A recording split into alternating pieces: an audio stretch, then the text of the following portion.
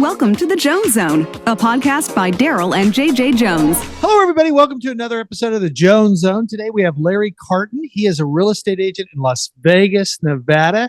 He and I used to actually work together here in Southern California, Orange County. Larry's going to tell us a lot about the pros and cons of moving from California, or specifically even Orange County, to Nevada. How long have you been there, Larry? Since October of 2021. So about two and a half, almost 3 years. Yeah. Okay. So I just have a series of questions. This is basically for people who are considering leaving California. We've had so many people leave California. I've got an enormous number of clients who've moved out of state. My wife suggested I do podcast shows with other Californians who've left so they can describe what to expect to Californians who are considering leaving. So today's episode on Las Vegas, Nevada. I keep on wanting to say Las Vegas, California. I don't know why. Excuse my casual wear, but I've got a Vegas shirt on, so that's... Oh, that's wonderful. Welcome to Vegas. Yeah. So I'm going to just dive right in with it. How's the real estate market currently in Las Vegas? The real estate market here is doing well. It's a stable market. It's also a seller's market. The inventory level is a little bit lower than we would have expected. It's actually dropped in the last few weeks, not significantly, like in the 10% range in terms of active available properties. There's about 4,600 properties available in the Las Vegas market right now. Bottom line is there's a pent-up demand. Interest rates have been high. They've kicked down a little bit in the last couple of days, kind of went back up again today with the market recovering, the stock market, that is. We expect real estate market here to continue to be a good, solid market. There's a lot of demand. It's just a matter of getting the interest rates to a level that people can afford or want to afford. Some of the new developers in the area, new development, new construction, are offering significant incentives to sell off some of their standing inventory. That's a big deal. They've actually gone ahead and built properties and didn't have buyers for them. And now they're concerned about inventory levels. So they've given the word to their salespeople, let's take some cuts in their interest rate that they're offering as an incentive. I heard this morning from Richmond Homes, a 4.99 interest rate for an incentive for buyers to take action on some of their standing inventory. They also, and that's huge, 4.99. We haven't seen that for a while, have we? No, that's pretty low. Pretty low. And that's obviously there's a cause and effect. So they want to generate some sales, get some inventory off of their books, and they are offering some incentives at the design center, for example, some extra cash to further incentivize the transaction.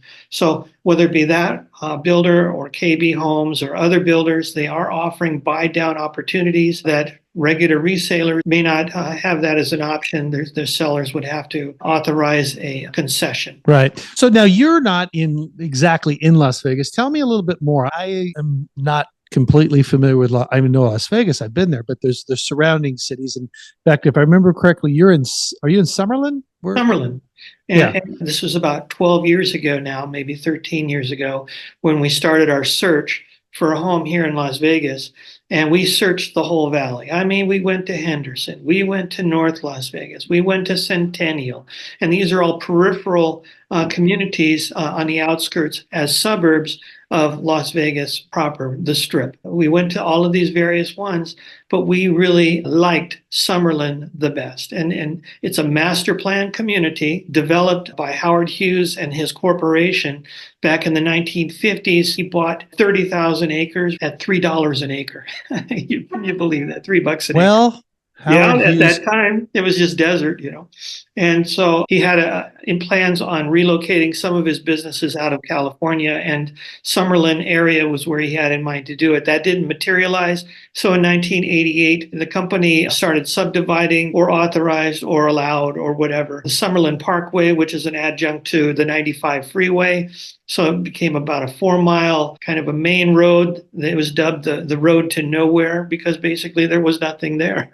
Are you near Red Rock? Yes, exactly. The Red Rock Canyon, it's right up the way. It's a state park. and there's an entrance fee, but it's beautiful. I mean, I don't know if you've been there to see, but it's just beautiful cliffs on the outskirts on the west end of Las Vegas during the winter when there's rain and there's snow. Up in the mountains, there's actually a river that comes down the side of the mountain and down the canyon there, and they have a catch basin before it gets into the homes and the new developments.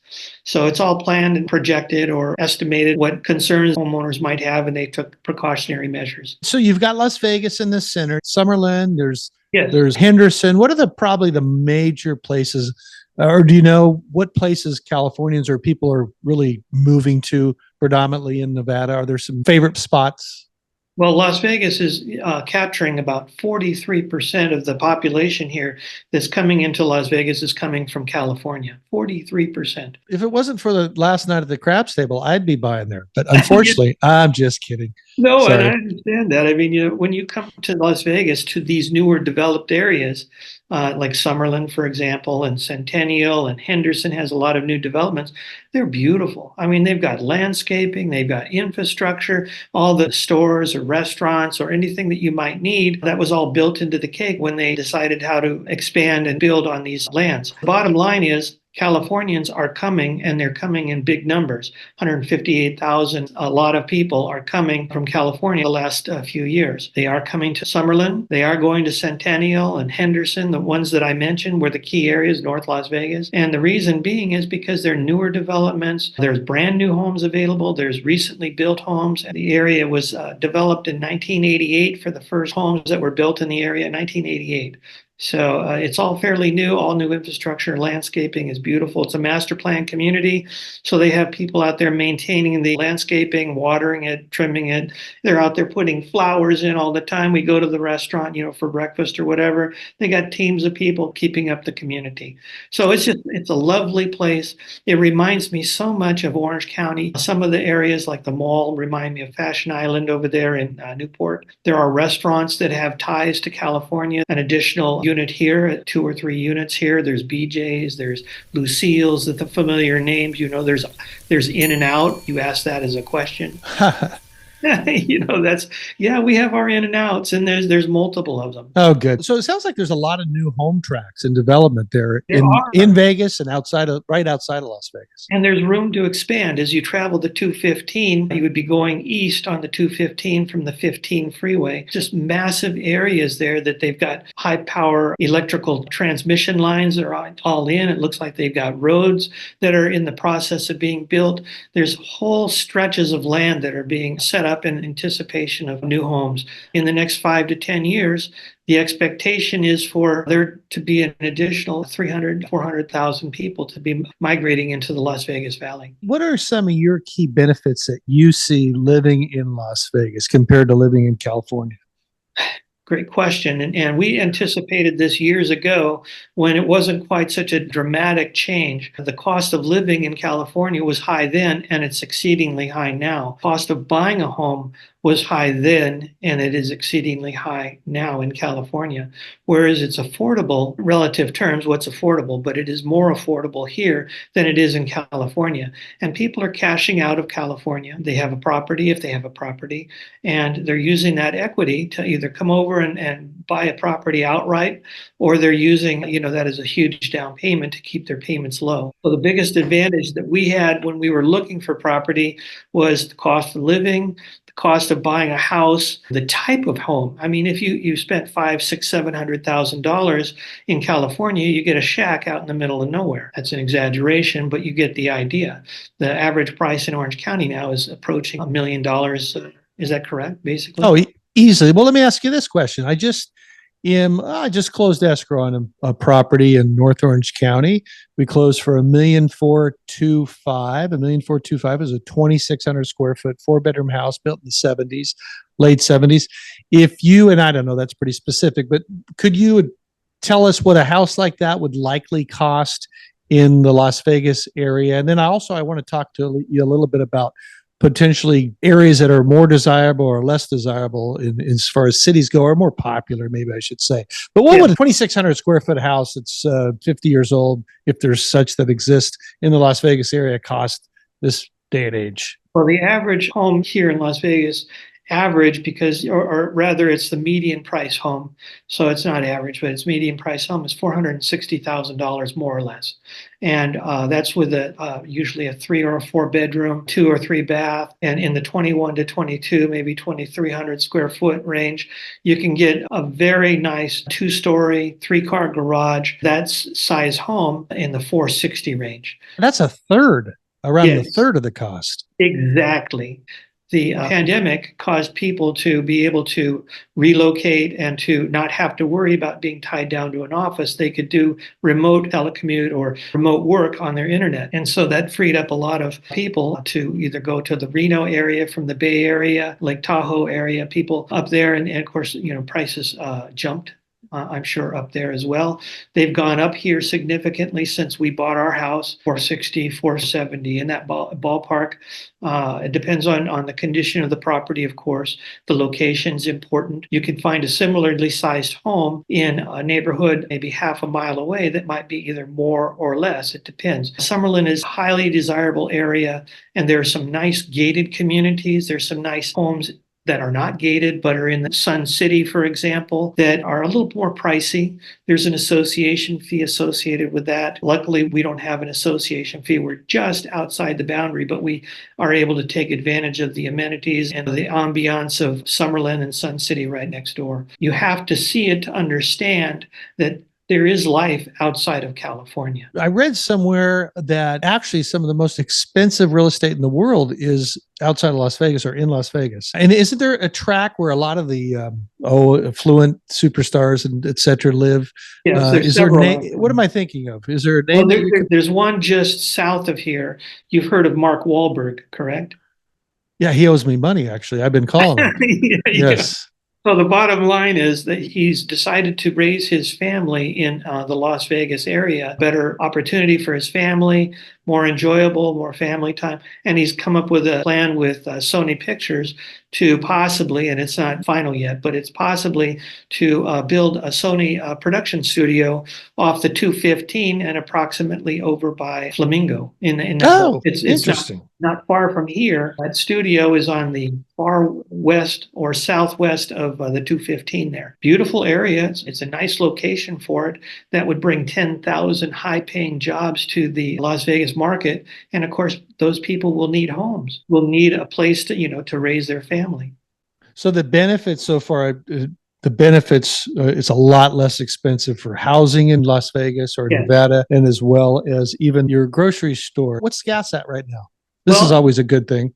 No, it's amazing that, as we get closer to the election and Joe Biden decided to sell off 1 million gallons of gasoline to keep the price of gasoline low. Prices now have dropped significantly. I'm at $3.39 a gallon, but less than 3 months ago, it was at $4.25, $4.30 a gallon at Costco. And outside of Costco, we're talking $4.75, $5 a gallon. We're around $6 here, so we're probably 30% less in Nevada. Yeah, we're less than California. That's a nice feature. And $3.39 a gallon is what I'm paying at Costco now. You said you're at about 4. We're closer to 6. Yeah, well, see, it's a significant, again, I don't know all the details. I'm not in the oil industry. All I know is that when we filled up just the other day, it was at $3.39. I almost feel embarrassed by asking this question, but I'm going to do it because people may not know, but everybody typically knows that it's hotter than heck in Las Vegas. So how is the weather there? I read you had sent me some notes, by the way. Thank you for doing that. My wife was going over that yesterday and she was thrilled to death with all the information in that email. But one of them was only rains a few days a year in Las Vegas. It's really a minimal amount of rain. The actual average rainfall is 4.19, inches, which is relatively speaking nothing. We were surprised last year that there were some nice thunderstorms. I mean, we're talking heavy rainfall in a short period of time. And you may have recalled in the Las Vegas casinos, there was so much rain in such a short period of time. Some of those places got flooded. That's kind of the way it goes in a desert community. It's either feast or famine, where there can be flash floods. And there are precautions that the governing bodies have put together, whether it be flood control channels or catch basins or things of that nature, so that anything coming up off the mountains would have a place to go rather than flood streets and homes. So do you have like an average temperature for winter, spring, fall, and summer? In January, The average high temperature is 58. The average low temperature is 39. That's January. In March, it warms up a little bit. 71 is the average temperature high. 49 is the average low. 91 in June with a 66-degree low. July, it goes to 105 as the average with an 81-degree low. And, here we just experienced the last 3 weeks, we're in the 105, 110, 115-degree temperatures. And, I'm looking at my car that has a little thermometer. You can see 117 degrees, but I look at the weather app and it says, oh, it's only 115. You're good. So it's hot. So how about transportation? You've got McCarran Airport, I believe. Or no, did they rename the airport? It's Harry Reid International, I think. It used Why? to be. Because were they starting to have a lot of crashes there? So they renamed it Harry Reid? I know. I'm just kidding. In any event, so there's the airport there. Actually, that would be a good benefit because oftentimes people who move and retire there like to fly to grandkids' places and their children's places. So access to other areas of the United States is pretty easy from Las Vegas. Is that fair to say? It is. It's an international airport. I mean, it gets a ton of traffic. Tourism, visitor volume, we get 40 million people that come through Las Vegas, 40.7 million. I was looking for the airport, though. It was a significant number of people that go through the airport. 57.2 million people go through that annually. That's a lot of people. But for our listeners, I think just the ability to get to different locations in the United States pretty easily is very doable. One of the features of that, to know that it can transport that many people, is that it's a modern airport. It's been upgraded over time. I remember flying in, like 30, 40 years ago to a much smaller airport. It's modernized. They've got multiple terminals. They got transportation within the terminal area. Baggage pickup is probably more efficient than some other communities. I think it's a good show for Las Vegas. People come for, whether it be for entertaining, for sports events, visitation, maybe for the weather, but people do come. Yeah, and Vegas has now they have all the sports team. Is the baseball team there yet? The A's? The A's haven't arrived, not to my knowledge. We do have a local team called the Aviators, and they have their own stadium here in Summerland. So it's a beautiful stadium. We do have a AA, I think it's AA, baseball. The Oakland A's have not yet arrived. You got the Raiders. You got hockey. Raiders are here. In fact, I had an interview with Oakview Group. His name is Mark. But the bottom line is he had an interview with our office this morning, and he was just ecstatic about the opportunities here for economic growth. And he was in charge of bringing the Oakland Raiders to Las Vegas, getting the stadium built. He was very energetic, enthusiastic about what's going on here in Vegas now. Brightline's coming in with a high-speed rail system to Southern California. It should be completed by 2028 for the Olympics there in Los Angeles. In the meantime, that'll create jobs and stimulus for the economy. What would be your advice for potential buyers thinking about living in Las Vegas near the casinos? Because I guess that I sometimes will ask, what is there to do? But I'm telling you, I think Vegas is pretty self-explanatory. You can almost do anything you want in Vegas as far as there's so many shows. And maybe there's something that I'm missing. What is there to do that would probably surprise people in Vegas? You nailed it with regard to the entertainment. Its predominant industry is hospitality and service, with the casinos and hotels and resorts. The sports aspect of it, you name it, we've got it. And we're talking about baseball. That's AA now, but we're going to get the National League in here, Major League Baseball. They've got football, and we've got hockey. We're going to have an NBA team, possibly. That's in the works right now. There's plans afoot to build an arena for the basketball team, national basketball. There's soccer fields, all kinds of soccer fields all over. It seems like it's the national sport down here in Las Vegas. And there's even an indoor soccer field at Meadows School, which is one of the best schools in the vicinity here. Well, speaking of schools, tell us more about the schools. So we'll start with the universities. You got UNLV. What other universities would you have there? I do have that. Give me a second. I'll pull up the exact details. I have to tell everybody that Larry was so kind. He sent over a great email last night that, oh my goodness, it was packed full of information about Nevada and Las Vegas. Well, I wanted to make sure I had things to share. Yeah, no, it was fantastic. My wife just read it as well thoroughly, and she was very impressed. So, listeners, we'll have Larry's contact at the end of the show. And if you ever want to get that package, he can get you everything you need to know about Nevada. That's for sure. The Meadows School I mentioned is the #1 best private school in Nevada, according to reviews and whatnot. It's right here in Summerland. It's a beautiful community here in Summerland. It has everything you might need, including the best schools. The second school, #2 best public high school in Nevada, is an advanced technology academy. You can pick up information about schools that are either top notch, the best schools. A link I have and can be provided if need be. You can also go to greatschools.com, or rather greatschools.org, and be able to pick up on ratings and demographics and all the various things that might be of interest to you. As far as the colleges are concerned, University of Nevada at Las Vegas, one of the top rated schools. University of Nevada in Las Vegas, it's got engineering, it's got nursing, it's got various disciplines and studies, doctorate programs. It's a very desirable university. There's several other colleges in the vicinity, so whether it be kindergarten through 12 or you have college, additional postgraduate work is available. It pretty much meets the needs of most people here in Las Vegas. Community colleges as well, 2-year colleges. And there are those community colleges as well. Tell us about any outdoor activities that you might have in Vegas that could surprise people, or Nevada. Outdoor activities, I mean, we mentioned Red Rock Canyon. So I've been up there, and there have been rock climbers up on the sides of the hills and the mountains there, bouldering or actually, using equipment, technical climbing. So there's hiking. Lake Mead is right around the corner from us. So there's houseboats, there's boating activities, speedboats, skiing, and water skiing is what I have in mind. Rafting down the Colorado River, not far below, Hoover Dam. There's all kinds of activities. And along with those lovely parks, there are concessionaires that have special programs set up for, the people that come to visit, whether it be Jeep riding, rafting, river rafting, whitewater rafting. They have the slow stuff, you get on the raft and you kind of go nice and easy and have a lunch and everybody's happy, that kind of thing. We've been fortunate enough to be able to utilize some of those, and they're just wonderful experiences. How far is Lake Mead from Las Vegas? An hour? Less than 45 minutes. Oh, and it's just right close. It's literally right over the hill. How's the community and the culture different from California? Is there a difference that you've noticed?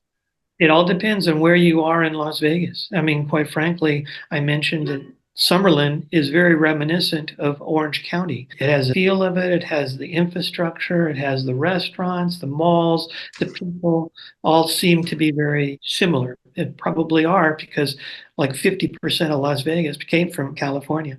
And so that's an area I would encourage potential buyers to key in on if they're interested in maintaining that kind of a feel, lifestyle.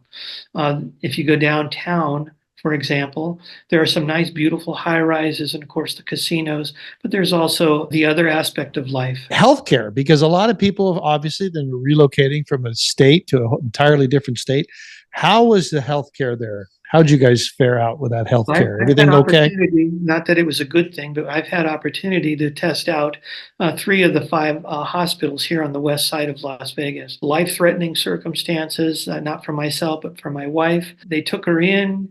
Emergency care was thorough. They realized it was a neurological issue. They transferred her to a secondary hospital, or a different hospital that was specializing in neurosurgery and neuro whatevers. She got the care, that intensive care and the surgery within the appropriate amount of time. She came through it great. After the surgery, follow through and follow up, we had an additional review over time at another hospital, South Hills Hospital, which is on the southwest side of Las Vegas. Bottom line is, it's plenty of doctors, plenty of good doctors for folks that need it. Good service, good medical care, and good follow-up. The facilities were excellent. They just renovated the neurosurgeon center down at Sunrise. It's just beautiful. And so we're very fortunate. I wanted to make sure the audience was aware that good medical care is available. Good to know. How about safety and crime? I mean, there's crime everywhere. Can't really, as realtors, get into, what area is good or bad or something like that. But I can share with you, there are websites that map out where maybe there have been reports of crime, and it's what they do. So that can be found on Google. I have the links if need be, if somebody wants to ask. It maps that out. There's a charge for that. They don't do that as a free service. I saw the map before it disappeared and asked for a fee, and it was quite detailed. So there are those types of sites that are available. Also, the Metropolitan Police Department, they have a website, and you can contact them with any specific questions about specific areas. We settled in an area we feel is safe and good for us. I'm talking about on the West End. There are plenty of sites around Las Vegas that also are very similarly situated. Similar to Orange County. How about employment opportunities? I'm guessing that, like you already mentioned, the service industry, hospitality. What's the biggest? I guess obviously hotels and entertainment. It would be. Is there something that would surprise people that they have a lot of in Las Vegas? I don't know if surprise is the word, but the bottom line is they're adding additional hotels and casinos. They're adding sports teams. They're adding potentially the motion picture industry with about 10,000 high-paying jobs. So we're talking a major growth in the Las Vegas economy. So that's going to be a strong job market over the next 5 to 10 years. If somebody has skills, we have the need here for those people. How would you describe any market challenges? What's the biggest challenge right now? I for example, was speaking to a representative from Texas, and they were talking about how the infrastructure had to catch up to the housing. The housing was happening too fast. But how's the challenges? Any challenges you're seeing in real estate, infrastructure, anything like that? The infrastructure is being built right alongside the new developments, whether it be the master plan community here in Summerland or in the various other new developments. They don't build homes without having plans in place and construction alongside with restaurants and service stations and other infrastructure. It's not building that fast that they can't keep up with it. If you find that there isn't a restaurant immediately available within 20 to 30 minutes, you can be anywhere in Las Vegas. So unlike Los Angeles, you get into a traffic jam or it's so spread out, it takes an hour and a half to get anywhere. Here it's so compacted, but at the same time, it's a short distance and good highway systems. Wow, that must be very convenient. Now, you mentioned HOAs, homeowners association. Is there an average cost for HOAs? I know they've gone up a lot here, it seems like. I think it's because of the insurances and everything. But what's your average HOA? There's no average. I mean, there are some that are lower. There are situations because of associations. There are 2 and 3 associations. So that's a compounding effect on the total monthly HOA fee. I just closed a deal with $262 was the monthly association fee, which seems like it's, rather reasonable compared to others. The lakes, which is what you mentioned with regard to some of the stars, maybe, Seline Dion, how do you say her name? Seline. She allowed me to call her Salon, but yes, she prefers Seline. Yes, forgive me. It's a senior moment there. Yeah. Bottom line is, I believe she had a property out there. It's a beautiful lake community on the east end. They have golf courses and clubhouses. And any idea what that property was worth? Did she sell it, or millions? What's the biggest expensive house? Let me get to the answer. It's $1,000 or $1,100 for the association in some of those individual communities. They kind of break them up, so some are not as expensive as others. Some are gated, some are guarded, that sort of thing. But $1,100, that's a big deal for most people. But the property values are in the 800, 900, million, 2 million, 5, 3 million range. There are exclusive homes that are probably custom and much more expensive. That's one of the more expensive areas in Las Vegas. Well, I was going to ask you, and you may not know this, so forgive me, but there's $50 million houses in Nevada, aren't there, or no? Recently sold here at Caldwell Banker Premier Realty, one of the more expensive ones, and it was like in the $30 million range. And there may be, some that are in that higher price range, but the majority of homes are for real people, right? That don't necessarily have that kind of resource or need for that sort of space. There may be some exclusive areas. I think we touched on it with Mark Wahlberg. He's in an area just south of Summerlin. Other celebrities do live in Las Vegas as well. Our final question, what advice do you have of people who are considering moving to Las Vegas other than call you? We know that's the number one advice. Choice, wouldn't it? Bottom line is, if you're interested in Las Vegas because it meets your needs, maybe you want to stay kind of in touch with California. It's only a 4-hour drive, maybe an hour plane trip. If that's of interest to you, make the time to come over and evaluate where you think you might want to live in Las Vegas. You need to see it during the daytime. You need to see it at nighttime. Maybe if you have time like 2, 3, 4 months. Come one weekend or come one weekday or 2 or 3 days, stay, get a feel for the community. Come another 3 months later, get a feel for the temperature. 115 degrees is only for 2 months out of the year. And then the rest of the time it's more moderate temperatures. In fact, during the winter time, it gets rather chilly. There are seasons here. It's a good fit. And other people, for whatever reason, maybe they want to go to Tennessee instead. But, there are multiple opportunities here for most people. I encourage people just to explore. Once you get to that level, make sure you're pre-qualified with a reputable lender. Make sure you're working with a real estate agent, somebody like me, that can help take you around or show you what's going on or send you listings that might interest you so that when you're ready to pull the trigger, you're ready to go.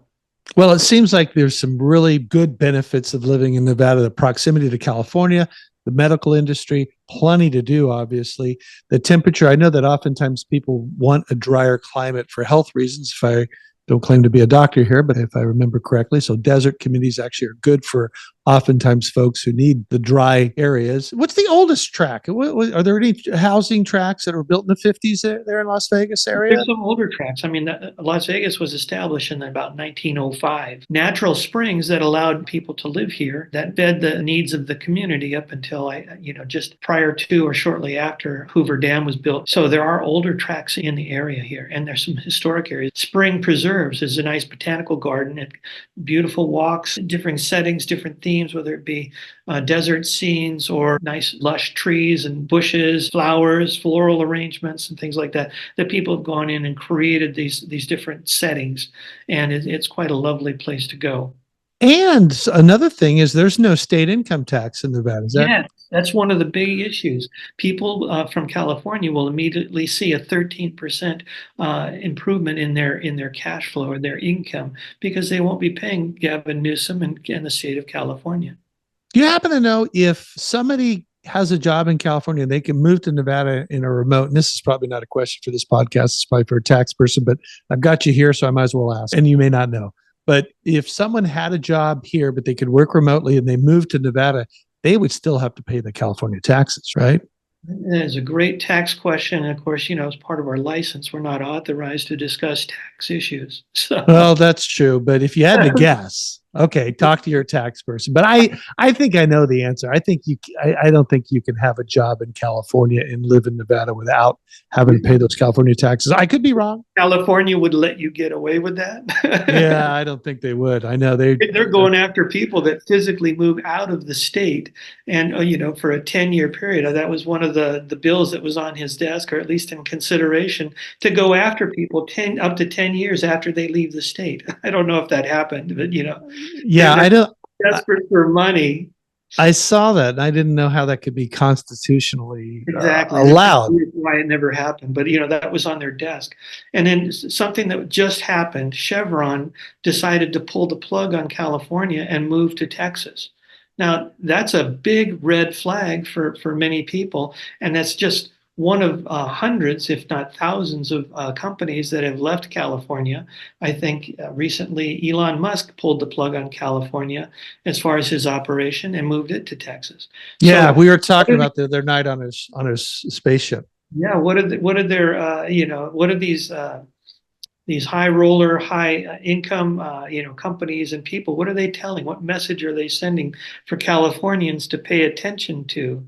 Eventually, all those bills are going to come due, and that tax income will no longer be available, and it's going to have to go to the people that are left in the state to pay the bills. Yeah, that's $72 billion in deficit now in California, something like that.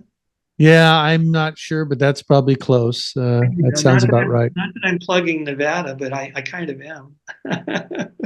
And how's Nevada's? Their budget's pretty tight, pretty good.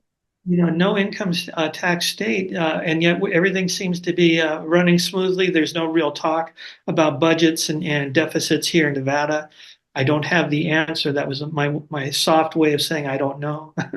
Oh, that was a good one. Well, let's do this. Let's give our listeners your information in case they want to contact you. What's the best way to reach out to Larry Carton in Nevada? I work with Coldwell Banker Premier Realty. My email address is larry.carton@cbvegas.com. If somebody's writing this down, you can reach me by phone or text at 714-686-3389. Awesome. Well, Larry, I thank you so much for taking time out of your busy day and joining us for this podcast so we can hopefully inform some of the Californians who are considering moving to Nevada can be enlightened with what to expect when they go to Nevada. And hopefully they'll even be contacting you if that's something they need. Certainly, I'll be here, and Caldwell Banker Premier Realty is one of the better, stronger brokers here in Nevada. Well, signing off, thank you everybody for listening to another episode of the Jones Zone. Please subscribe to the channel. We've got a lot of great real estate information, not only about other states, but also about everything that has to do with real estate. So please, and thank you very much. Contact Larry if you have any questions, or myself, Darryl Jones, signing off with the Jones Zone podcast. Thank you very much, everybody. Take care. Take care. God bless.